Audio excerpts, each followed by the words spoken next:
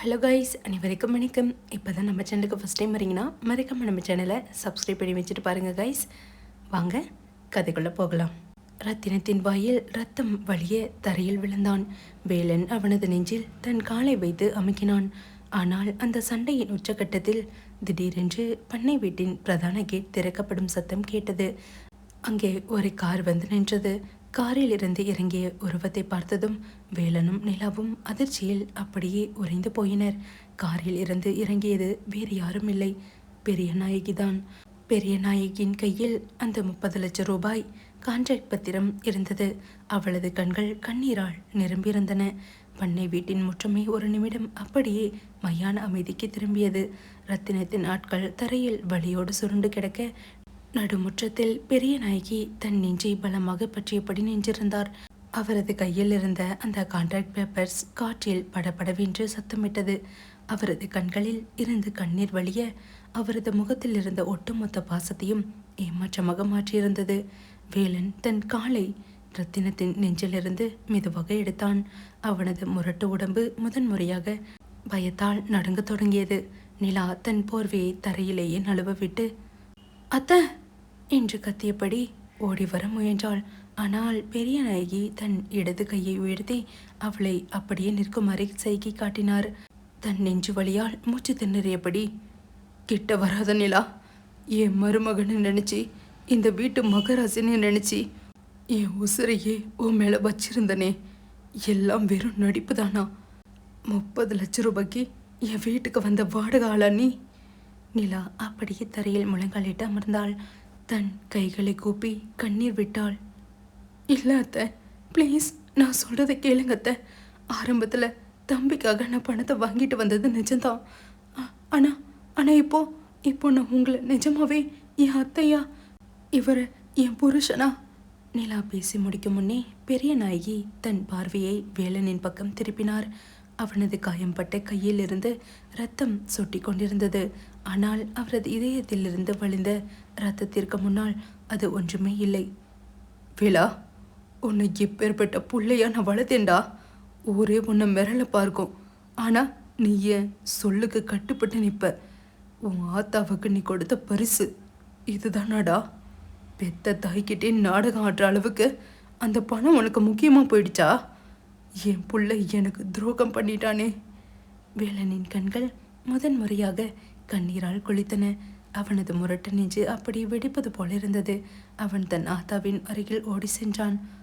ஆத்தா, எனக்கு பணம் முக்கியம் ஆத்தா. உன் உசுரை காப்பாத்ததான் நான் அந்த ரத்தினத்துக்கிட்ட இருந்து உண்மையை மறைச்சேன். நீ ஆசைப்பட்ட மாதிரி ஒரு குடும்பம் அமையணும்னு தானா? பெரிய நாயகி கண்ணீரோடு நெஞ்சில் கை வைத்து பலமாக, வேண்டாடா, போய் சொல்லாதடா. உங்கள் 2 பேரையும் பார்க்கவே எனக்கு அருவருப்பாக இருக்கு. என் பாசத்தை வச்சு, என் ஏமாளித்தனத்தை வச்சு விளையாடிட்டீங்களே. பெரிய நாயகி பேசி முடித்த அடுத்த நொடி அவரது மூச்சுக்காற்று பலமாக ஏகிறியது. அவரது கண்கள் அப்படியே சுருகின. கையில் இருந்த அந்த பத்திரம் காற்றில் பறந்து தரையில் விழ, பெரிய நாயகி அம்மா என்று ஒரு வார்த்தையோடு அப்படியே தரையில் சுருண்டு விழுந்து மயக்கமடைந்தார். வேலன் உலகமே இடிந்தது போல, ஆத்தா! வேலன் பாய்ந்து சென்று தன் ஆத்தாவின் தலையை தன் மடியில் தூக்கி வைத்து கொண்டான். அவனது கை காயத்தின் ரத்தம் பெரிய நாயகியின் வெள்ளை சேலையில் படர்ந்தது. அவன் அவளது முகத்தை தட்டி தட்டி எழுப்ப முயன்றான். ஆத்தா, கண்ணை தர ஆத்தா, எனக்கு நீ மட்டும்தான் முக்கியம். என் மேலே கோவமாக இருந்தா என்னை அடி ஆத்தா, ஆனால் இப்படி படுத்துக்காத ஆத்தா, கண்ணை தோற. நிலாவும் ஓடி வந்து பெரிய நாயகியின் கால்களை பற்றி கொண்டு அலறினாள். அத்தை, ப்ளீஸ் கண்ணை திறங்க அத்தை. நான் இந்த வீட்டை விட்டு இப்போவே போயிடுறேன். உங்களுக்கு நான் என் முகத்தை கூட காட்ட மாட்டேன் அத்தை. ஆனால் உங்களுக்கு ஏதாச்சும் ஆச்சுன்னா நான் வாழவே மாட்டேன் அத்தை. தரையில் இரத்த காயங்களுடன் கிடந்த ரத்தினம் இந்த நிலைமையை பார்த்ததும் வஞ்சகமாக மெதுவாக சிரித்தான்.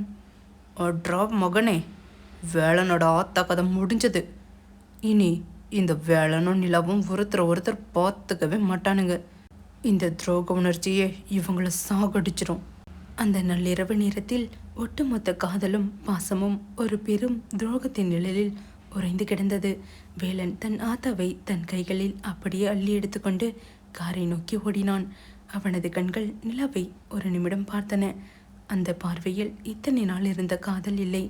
தன் தாயின் இந்த நிலைக்கு காரணமான அந்த கான்ட்ராக்டின் மீதான தீராத வழி மட்டுமே இருந்தது. பண்ணை வீட்டிலிருந்து புறப்பட்ட அந்த கார் நள்ளிரவு சாலையை கிழித்து கொண்டு மாவட்ட அரசு மருத்துவமனையை நோக்கி பறந்தது. காரின் பின் இருக்கையில் பெரிய நாயகியின் தலை வேலனின் மடியில் இருக்க அவரது முகத்தை தன் கைகளால் வருடி கண்ணீர் விட்டபடி ஓட்டுநரை வேகமாக காரை செலுத்த சொல்லி கத்தி கொண்டிருந்தான். முன்னிருக்கையில் நிலா ஜன்னல் ஓரமாக அமர்ந்து அழுது கொண்டே வெளியே பார்த்தபடி வந்தாள். அவளது ஒட்டுமொத்த உலகமே இருண்டு விட்டது போன்ற ஒரு உணர்வு அவளுக்குள் இருந்தது. மருத்துவமனையின் அவசர சிகிச்சை பிரிவு விளக்குகள் சிவப்பு நிறத்தில் எரிந்து கொண்டிருந்தன.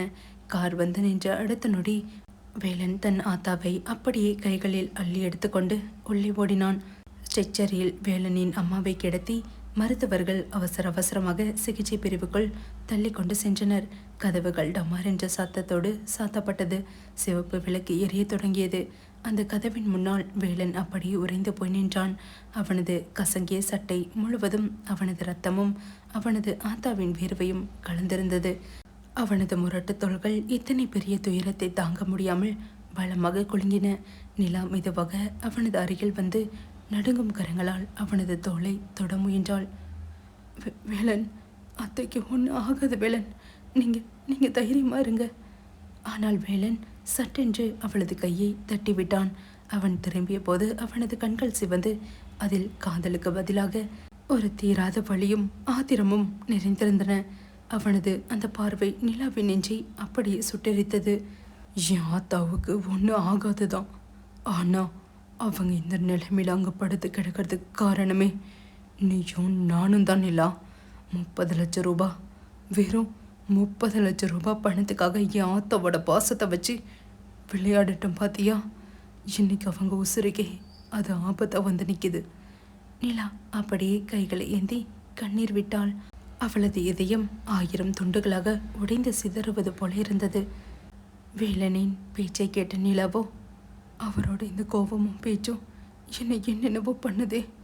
ஆரம்பத்தில் என் தம்பிக்காக பணம் வாங்கினது தப்பு தான். ஆனால் இந்த வீட்டில் நான் வாழ்ந்த ஒவ்வொரு நிமிஷமும் அத்தை மேலே நான் காட்டின பாசமும் இவர் மேலே எனக்கு வந்த காதலும் பொய் இல்லையே. இதை இவர்கிட்ட நான் எப்படி சொல்லி புரிய வைப்பேன் என்று நிலா மனதிற்குள்ளே குமரினாள்.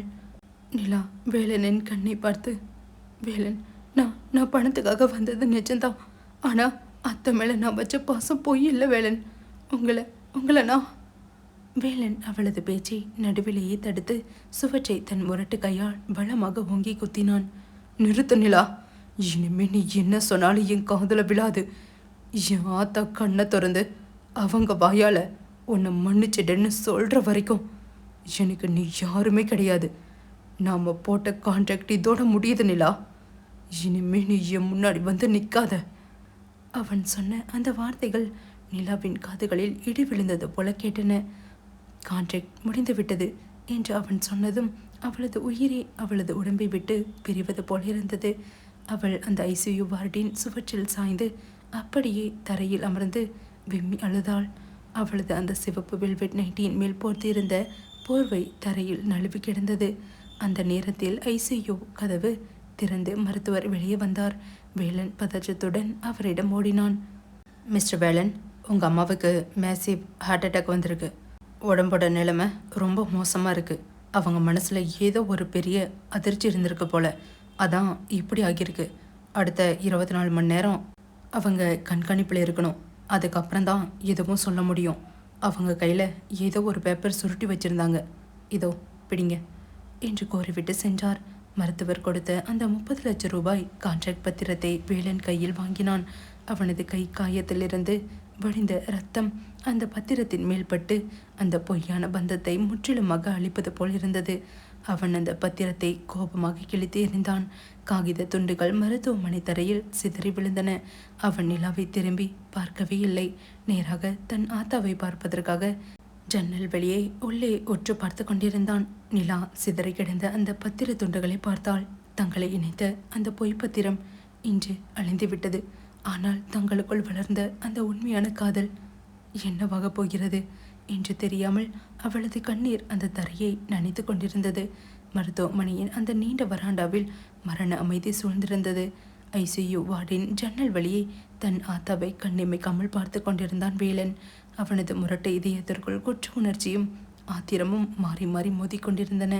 அவன் தன்னை முற்றிலுமாக புறக்கணிப்பதையும், இனி எனக்கு நீ யாரோ இல்லை என்று சொன்ன வார்த்தைகளின் கொடூரத்தையும் நிலாவால் தாங்கிக் கொள்ள முடியவில்லை. சுவர்களில் மோதி சிதறி கிடந்த அந்த பத்திர துண்டுகளை பார்த்தபடியே மெதுவாக எழுந்து நின்றாள்.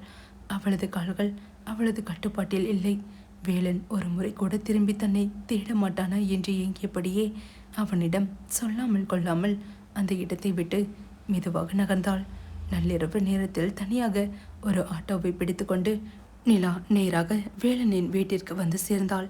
பகலில் பண்ணை விசேஷத்திற்கு புறப்படும் போது இந்த வீடு எவ்வளவு மங்களகரமாக இருந்தது. ஆனால் இப்பொழுது ஒட்டுமொத்த பாசமும் கலைந்து போய் ஒரு பால் நிலம் போல காட்சியளித்தது. நிலா விறுவிறுவென்று தங்களின் அறைக்குள் நுழைந்தாள். கதவை தாளிட்டு விட்டு அந்த சிவப்பு நிற வெல்வெட் நைட்டியை துரிதமாக கழித்துவிட்டு ஒரு சாதாரண சுடிதாருக்கு மாறினாள். முந்தைய இரவு இதே உடையில் அவளது கூந்தலை வேலன் ஒதுக்கிய அந்த தருணங்கள் அவளது நெஞ்சில் நிழலாடின. அவள் தன் உடைகளை ஒவ்வொன்றாக ஒரு பையில் எடுத்து வைக்க தொடங்கினாள். அவளது கைகள் நடுங்கின. கண்ணீர் உடைகளின் மேல் சொட்டு சொட்டாக விழுந்து நனைந்தது. எல்லாம் முடிஞ்சிடுச்சு. இனி இந்த வீட்டுக்கும் எனக்கும் எந்த சம்மதமும் இல்லை. என் தம்பிக்காக பணம் வேணும்னு நினச்சது தப்பா?